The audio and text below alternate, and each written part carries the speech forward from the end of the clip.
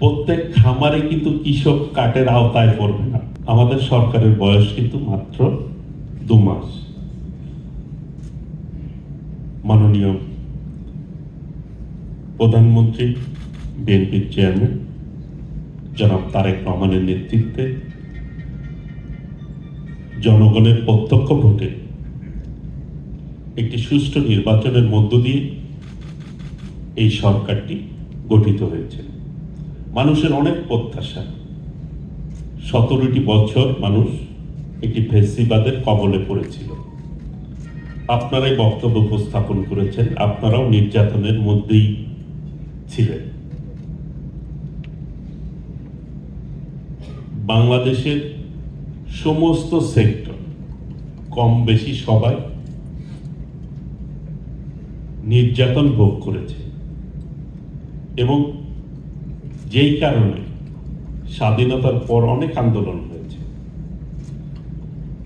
যে কয়টি আন্দোলন হয়েছে, 75 একটি বিপ্লব হয়েছে শহীদ রাষ্ট্রপতি জিয়াউর রহমানের নেতৃত্বে, স্বাধীনতার মহান ঘোষক,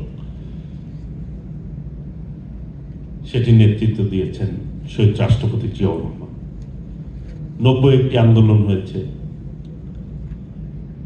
সেটি নেতৃত্ব দিয়েছেন আমাদের মরহুমা সাবেক প্রধানমন্ত্রী দেশনেত্রী বেগম খালেদা জিয়া।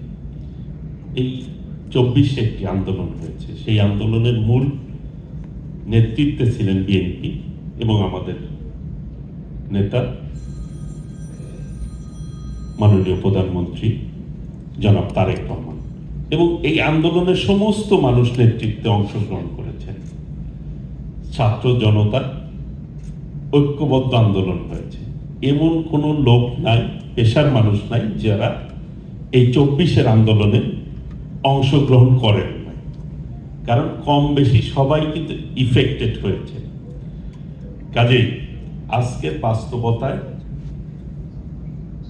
এই দেশটাকে এগিয়ে নেওয়ার ক্ষেত্রে সবাইকে একযোগে কাজ করতে হবে। এখানে পল্টি এবং ফিডের যারা আপনারা এখানে কাজ করছেন,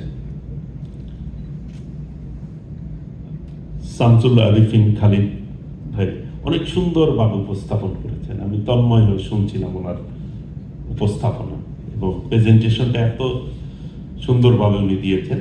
আমরা অবশ্যই সরকারের পক্ষ থেকে আপনাদের সার্বিক সহযোগিতা আমরা করব। মানুষের প্রত্যাশার জায়গা কিন্তু অনেক বেশি। আপনার ভীষণ 2030 কথা বলেছেন, 30-এর মধ্যে আমরা যাতে রপ্তানি করতে পারি খাদ্যে। আমি সবচেয়ে আশার জায়গা যেটি আপনাদেরকে বলছি যে প্রত্যেক খামারে কিন্তু কৃষক কার্ডের আওতায় পড়বে না আপনারা। কাজেই এগ্রিকালচার সেক্টর যে সুবিধা পাবে, আপনারাও কিন্তু সেই সুবিধার আওতায় পড়ে যাচ্ছে।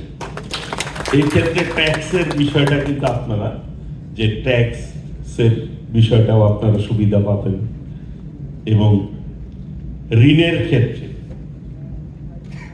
ক্ষেত্রে যেটি, সেটিও কিন্তু আপনারা সুবিধার আওতায় আসবেন আপনারা আল্লাহর রহমতে। তাহলে শুধু যে পল্ট্রি এবং এই সেক্টরটা পাচ্ছেন তাও না, এখানে সব খামারিরাও কিন্তু কৃষক কার্ডের আওতায় পড়বেন আপনারা। কাজে সেই জন্য আপনাদের যেটি বলেছিলেন যে ট্যাক্স বাড়িয়ে দিয়েছে, সম্ভবত এইটা তো আপনারা সুবিধা পাবেন। সেই ক্ষেত্রে আমাদের দিক থেকে আপনারা প্রথম যে উপস্থাপন করলেন স্বাগত বক্তা, যে এটা সমাধান, যে আমাদের ফিডের মূল্য বাড়িয়ে দেওয়া হয়েছে, বাড়িয়ে দিয়েছেন আপনারা, যেই কারণে এটা মার্কেটে কিন্তু কিছুটা হলে প্রভাব পড়েছে। এক সময় তো আপনারা যারা ক্ষুদ্র খামারিরা, আপনাদের কাছ থেকে মুরগির যে খাবার এবং বাচ্চাগুলি আপনাদের কাছ থেকে নিত, সেটি হয়তো আপনারা 2 মাস আগেও আপনারা ক্রেডিটে দিতেন। এখন কিন্তু ক্রেডিট মনে হয় আপনারা বন্ধ করে দিয়েছেন, যে যতটুকু ইনফরমেশন আমার কাছে আছে, যে ক্ষুদ্র খামারে আর ক্রেডিটে আপনাদের কাছ থেকে ইগুলি পাচ্ছেন আর কি। কাজেই ক্ষুদ্র খামারিদেরকেও কিন্তু আপনাদেরকে বাঁচিয়ে রাখতে হবে। ক্ষুদ্র খামারিরা যত বেশি, যেটি খালিদ ভাই বলছিলেন, যে ক্ষুদ্র খামারিরা যদি বেঁচে না থাকে তাহলে কিন্তু উপরের খামারিরাও একসময় বেঁচে থাকবে না। এটি একটি বিল্ডিং এর পিলারের মতোই যদি আমি বিবেচনা করি, যে বিল্ডিং এর ফাউন্ডেশন যদি শক্ত না হয় বিল্ডিংটা কিন্তু একসময় ধসে পড়ে যাবে। কাজেই আপনারা ক্ষুদ্র খামারিরা যাতে ঠিকভাবে তাদের খামারিগুলি পরিচালনা করতে পারে, তারাও যাতে তাদের ব্যবসার প্রত্যেকেই কিন্তু প্রফিট করতে চায়, সেই প্রফিট মার্জিনটা কিরকম হবে সেটা একটা বিবেচনার বিষয় আছে। এই যে মাঝখানের যে অংশটি আপনারা ব্যাখ্যা করলেন, যে ডিমের উৎপাদন খরচ আমার